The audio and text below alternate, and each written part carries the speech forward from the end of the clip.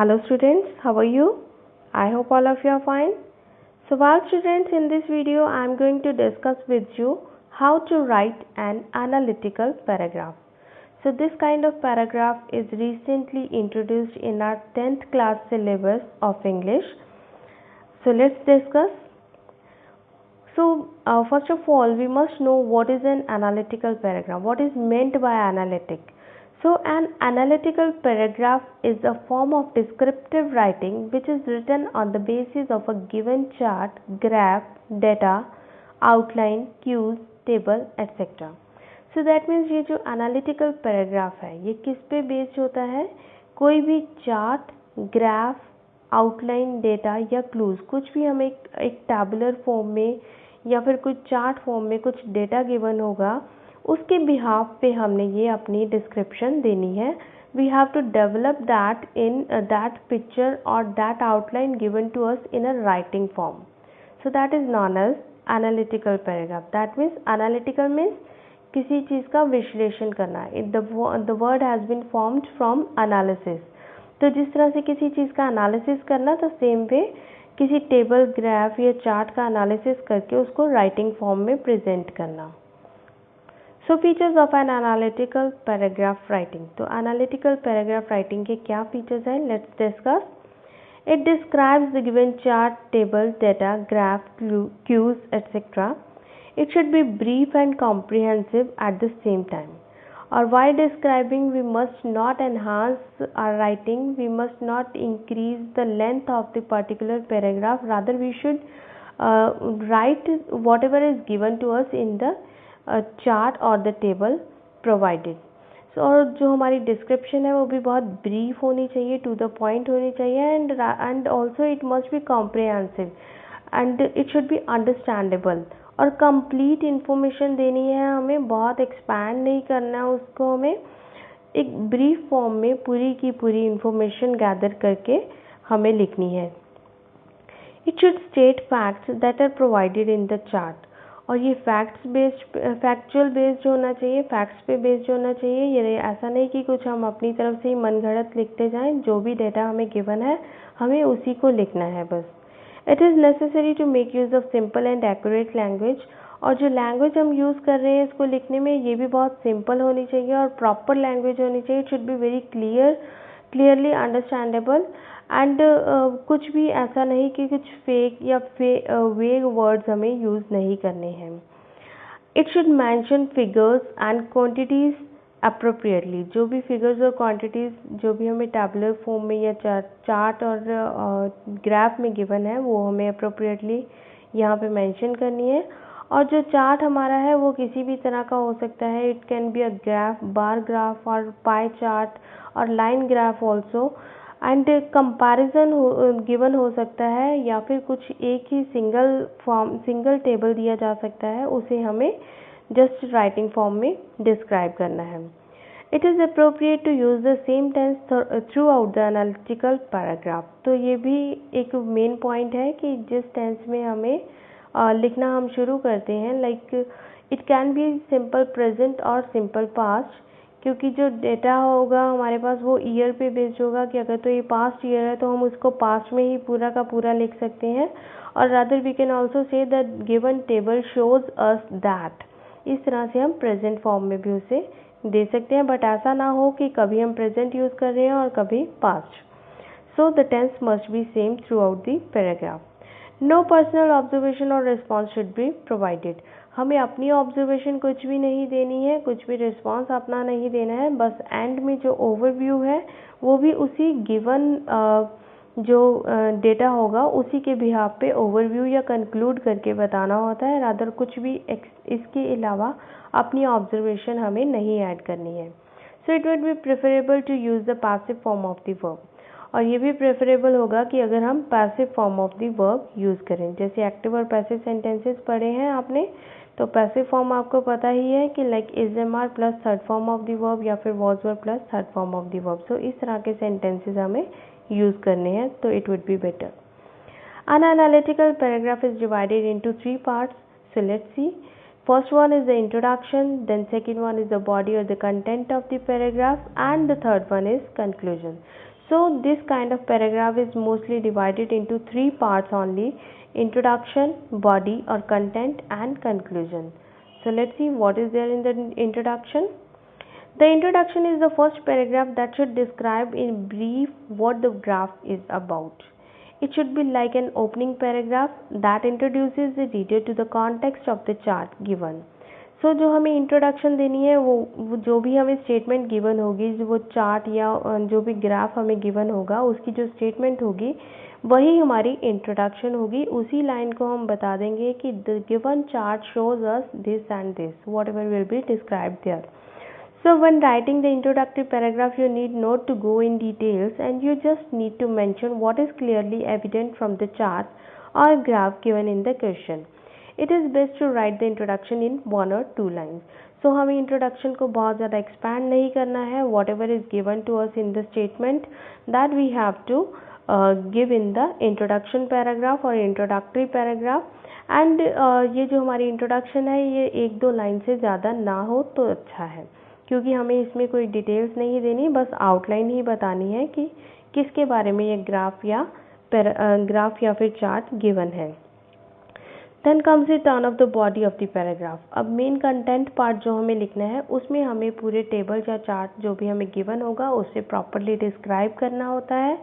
So this part of the analytical paragraph should contain details of the graph or chart given in the question. तो इसमें हमें पूरी detail बतानी है. It should contain all the important information, और जो हम डिटेल बताएंगे वो सारी की सारी इम्पॉर्टेंट इन्फॉर्मेशन हम उसमें गैदर करेंगे. और गैदर कहाँ से करनी है? जो डेटा हमें गिवन होगा बस उसी को हमें राइटिंग फॉर्म में डिस्क्राइब करना है. It is extremely important to choose the significant details that should be included in the paragraph. और हमें ये देखना है कि हम सिग्निफिकेंट डिटेल्स लिखें, कुछ भी इररेलेवेंट चीज़ें या मन घड़त कहानियाँ मत लिखें उसमें. The body can be broken into 2 or 3 sub-paragraphs depending on the information extracted from the graph. अब ये डिपेंड करता है कि ग्राफ में हमें क्या इन्फॉर्मेशन दी गई है, उसके बिहाफ पे हम अगर चाहें तो बॉडी पार्ट को, जो कंटेंट पार्ट है, उसे सब पैराग्राफ में भी डिवाइड कर सकते हैं. बट ये बहुत कम होता है जब बहुत ज़्यादा इंफॉर्मेशन होती है और उसे हमें लगता है कि इसे अलग अलग पैराग्राफ्स में डिवाइड करना बेटर रहेगा, तो ये तभी होता है. अदरवाइज़ कोई भी आपको अगर 5 मार्क्स में ये आपको एनालिटिकल पैराग्राफ आ रहा है तो कुछ ऐसा बहुत ज़्यादा कॉम्प्लेक्स सा नहीं होगा जिसमें आपको सब पैराग्राफ्स बनाने पड़े. And then third part is the conclusion. अब जो थर्ड सब पैराग्राफ होगा इसका वो होगा कंक्लूजन का, जिसमें कि रहेगा हमारा the last paragraph should summarise the idea mentioned and the information in general. इसमें हम समराइज करेंगे, कंक्लूड करेंगे जो भी हमने बॉडी पार्ट में, पैराग्राफ के बॉडी पार्ट में हमने सारी इंफॉर्मेशन डिटेल में दी होगी, उसी को हम कंक्लूड कर देंगे 1 या 2 सेंटेंसेस में. It should be concluding in nature and act as the closing statement. और ये किस तरह से एक्ट करेगा, इसको हम इस तरह से प्रेजेंट करेंगे कि हमारा पैराग्राफ जो है वो एंड हो रहा है, तो ये क्लोजिंग स्टेटमेंट की तरह दिखना चाहिए. One should keep in the mind that one must not include any personal opinions, conclusions and observations. तो ये बात ध्यान में रखने वाली है कि हमें कोई भी अपना पर्सनल ओपिनियन या कंक्लूजन या ऑब्जर्वेशन ऐड नहीं करनी है while ending the paragraph.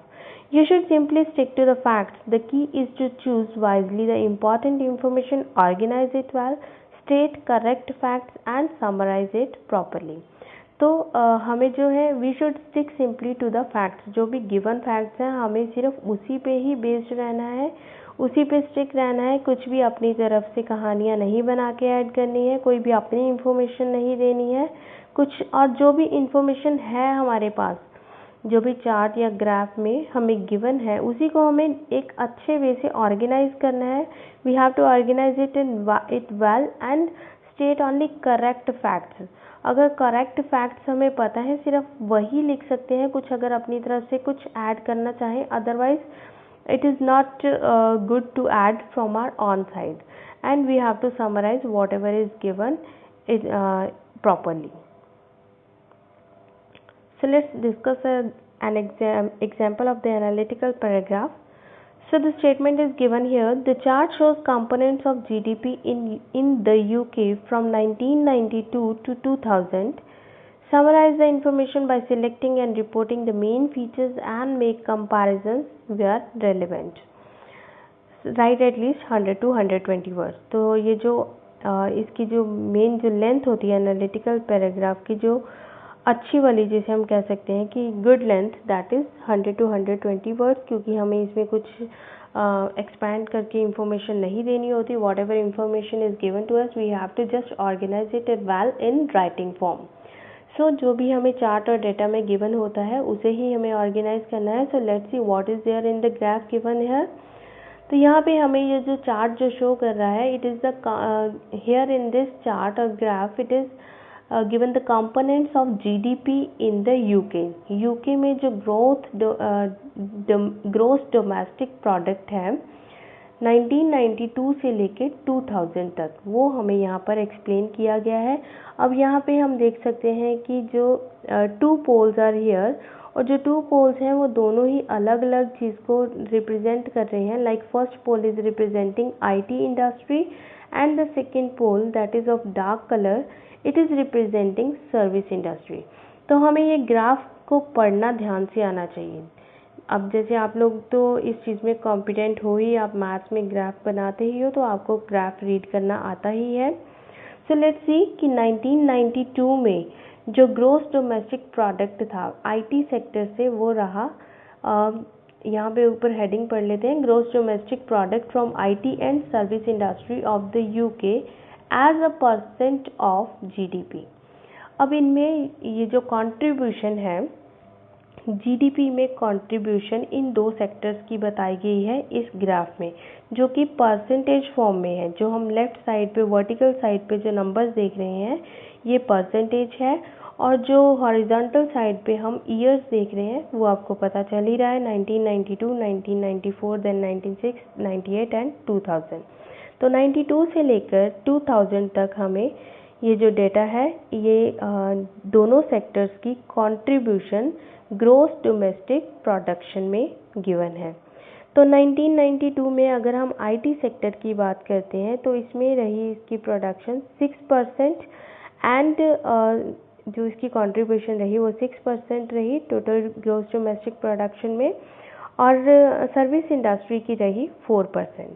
Then 94 में अगर बात करते हैं तो 8% रही आईटी इंडस्ट्री की, इंफॉर्मेशन टेक्नोलॉजी की, तो और दूसरी सर्विस इंडस्ट्री की रही 6 से थोड़ा सा ऊपर. अगर 96 की बात करें तो 8 और 7 तक हम कह सकते हैं. एंड अगर 98 की बात करते हैं तो आईटी इंडस्ट्री की 12 है, और सर्विस इंडस्ट्री की 8 से थोड़ा कम, 7 से थोड़ा ऊपर और 8 से थोड़ा नीचे. और 2000 में अगर बात करते हैं तो it is approximate double of service industry. Like IT sector की है यहाँ पे 16 के आसपास, दैट मीन्स 14 से अबव है, 16 से थोड़ा सा कम है, और यहाँ पर ये है 8 के आसपास सर्विस इंडस्ट्री की. तो इसी चीज़ को हमने यहाँ पर जो मैंने अभी आपको वर्बली समझाया उसी को हमने राइटिंग फॉर्म में लिखना है. So let's see how we will write it. So beginning paragraph जो हमारा रहेगा वो रहेगा इस तरह से कि जो हमें सिर्फ इंट्रोडक्शन ही देनी है कि ये जो चार्ट या graph whatever is given to us ये क्या इलस्ट्रेट करता है, क्या शो करता है. So here the opening paragraph is there, introductory paragraph जिसे हम कहते हैं. The bar chart illustrates the gross domestic product generated from the IT and service industry in the UK from 1992 to 2000. It is measured in percentage. तो यही चीज़ हमने statement में पढ़ी. अगर बात दोबारा आपको दिखाती हूँ, ये देखिए, the chart shows the components of GDP in UK from 1992 to 2000. तो यही जो चीज़ है हमने इसको ओपनिंग पैराग्राफ में, इंट्रोडक्टरी पैराग्राफ में लिख दिया. So let's see next. अब हमारा है मेन बॉडी पार्ट और the content part of the paragraph. So at the beginning of the period in 1992, अब ये 1992 की बात कर रहे हैं यहाँ पे, तो service industry accounted for 4% of GDP whereas it IT exceeded this. जबकि अगर आप बात करते हैं सर्विस इंडस्ट्री की तो ये 4% रही. It accounted for 4% of GDP. GDP का 4% इसने कंट्रीब्यूट किया सर्विस इंडस्ट्री ने, और जबकि आईटी सेक्टर इसको एक्सीड कर गया और ये 6% से थोड़ा ऊपर रहा। ओवर 6%, दैट मीन्स 6% से थोड़ा ऊपर रहा। Over the next 4 years the levels became more similar।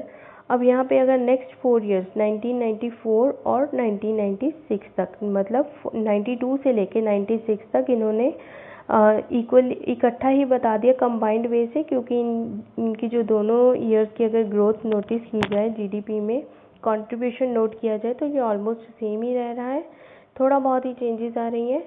So over the next 4 years, the levels became more similar with both components trending between 6 and just over 8%.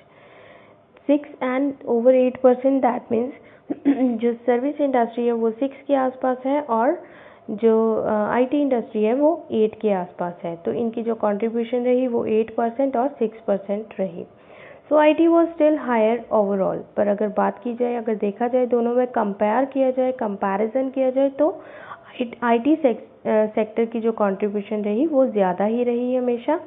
And though it dropped slightly from 1994 to 96, चाहे ये 1994 से 1996 तक थोड़ा सा slightly downward गई, IT was still higher overall though it dropped slightly from 1994 to 1996।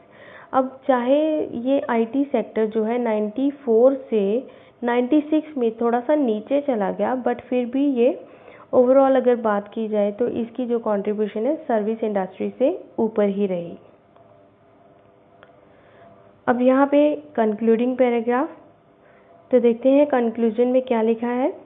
However, over the following 4 years the patterns of the two components were noticeably different, and the percentage of GDP from IT increased quite sharply to 12 in 1998 and then nearly 15 in 2000। अब 98 और 2000 की बात की जा रही है यहाँ पे, तो यहाँ पे ये बताया गया the percentage of GDP from IT increase quite sharply. अब जीडीपी में ग्रोथ, डोमेस्टिक प्रोडक्शन में जो कंट्रीब्यूशन आईटी सेक्टर की रही, ये शार्पली इंक्रीज किया 96 से। इसने कहाँ पर चली गई, 98 में जाकर 12 पर पहुँच गई और 96 में 8 थी, 8 से इवन थोड़ा सा कम ही थी। तो दैट मीन्स इसमें कितना इंक्रीज हुआ, 8 से 12, 4% तक इंक्रीज हो गया। और यहाँ पे लिखा है द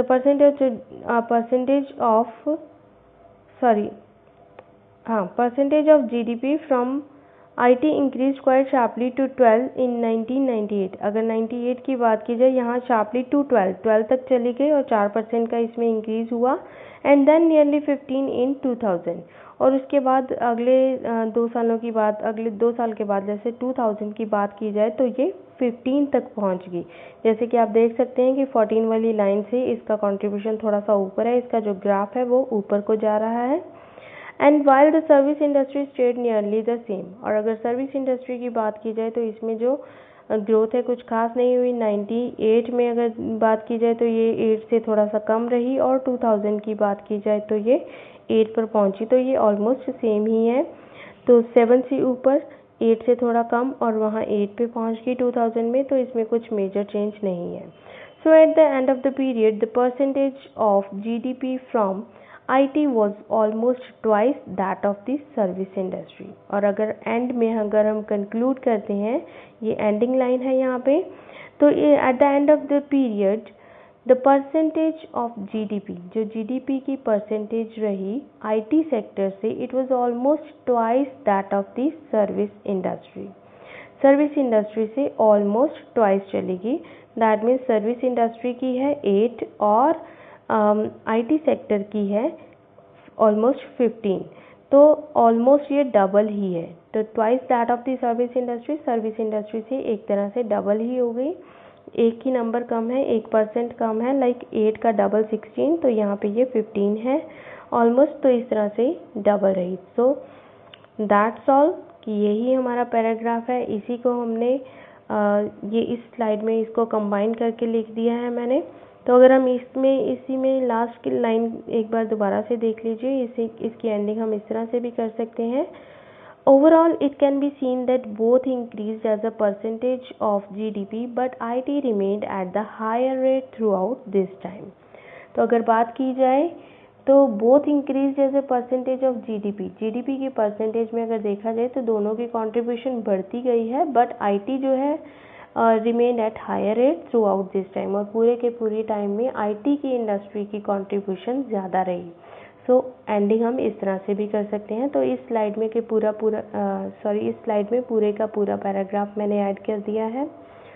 सो यही चीज़ है जो हमें एक एनालिटिकल पैराग्राफ में डिस्कस करनी है। That means we must know how to read a graph और how to read a given chart. So with this, our video comes to an end. Thank you. Have a nice day.